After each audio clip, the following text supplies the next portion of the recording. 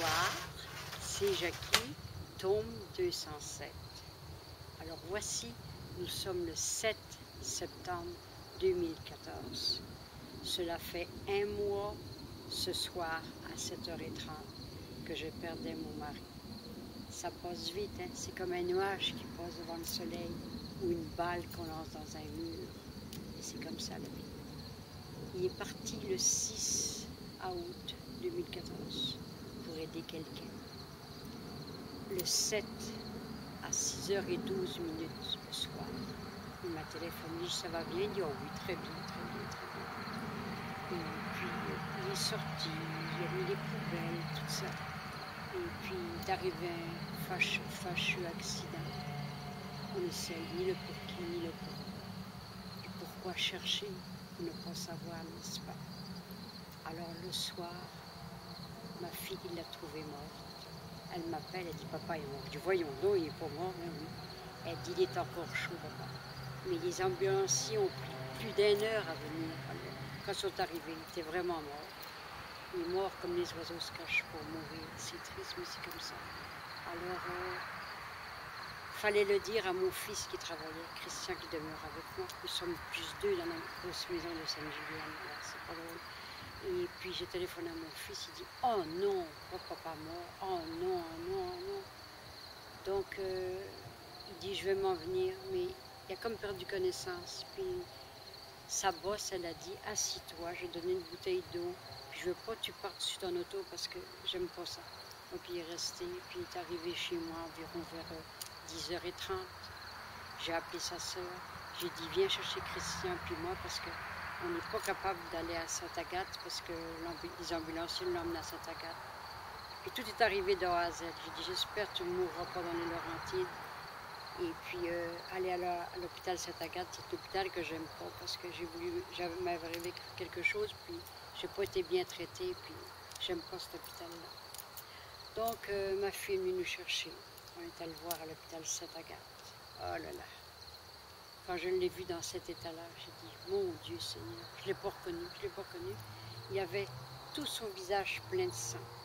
Il y avait le nez fendu. Il y avait une fracture du crâne comme un traumatisme crânien. Tout son cou, c'était du sang qui était frais coulé. Il a dit, oh, c'est épouvantable tout ça. Et tout son menton était affaissé. Ça veut dire son cou, il y avait comme la carotule du cou là, qui était comme brisée. Alors son cou s'est affaissé. Et puis son menton était tout allongé. Mon Dieu, on a pleuré, moi et Christian, toutes les larmes de notre corps. Donc, que voulez-vous? Il a dévié son destin.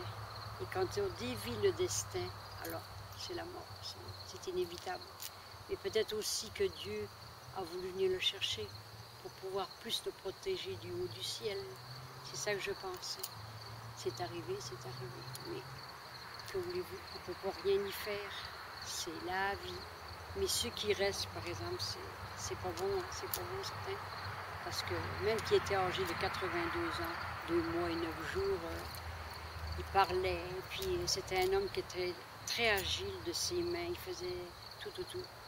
Une semaine avant qu'il meure, il m'a tout sur la terrasse, il y avait toute la mauvaise herbe, à genoux avec des gants, il a tout enlevé ça. Il a peinturé ses 2 échelles, il manquait un barreau. Il a coupé, c'est marrant, un bout de balai, et puis il a rentré le barreau dedans, puis il a tout peinturé, 2 couches. Le trailer qu'il a en arrière, il dit on va le peinturer parce qu'on va déménager un jour de Sainte-Julienne.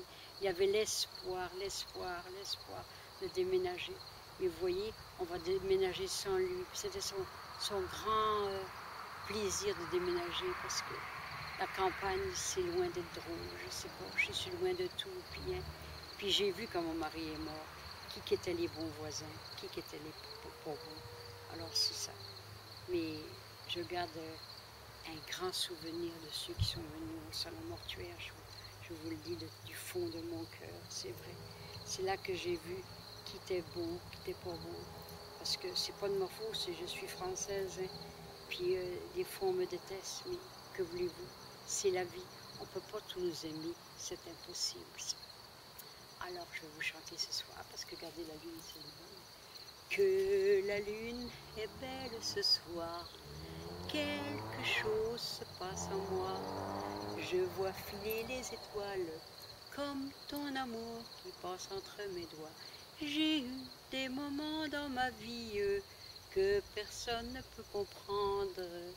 Mais lorsqu'ils me reviennent à l'idée, je prends ma guitare et je chante que la lune est belle ce soir.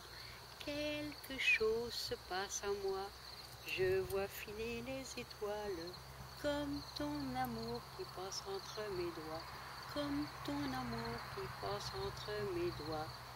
Quand le soleil dit bonjour aux montagnes, je suis seule et ne veux penser qu'à toi. Quand le soleil dit bonjour aux montagnes, je suis seule et ne veux penser qu'à toi. Je suis seule et ne veux penser qu'à toi. Merci de votre écoute, ça m'a fait un grand plaisir. Te quiero mucho, le Mexique. Aloha, Hawaii. Peace and love. I love you, l'Amérique. France, Bretagne, pays de mon enfance. Kenavo, Québec, pays d'adoption. Je vous aime. Alors sois heureux, cher époux Raymond, sois heureux au ciel. Et envoie-nous des parcelles d'étoiles, ton étoile polaire qui va nous apporter de la chance et vendre cette maison-là. Merci de tout cœur.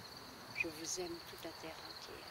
Fini les guerres, ça continue toujours, puis ça me fait peur, ça me fait peur, parce que la terre peut se détruire par elle-même, et puis je ne veux pas que ça arrive. Merci.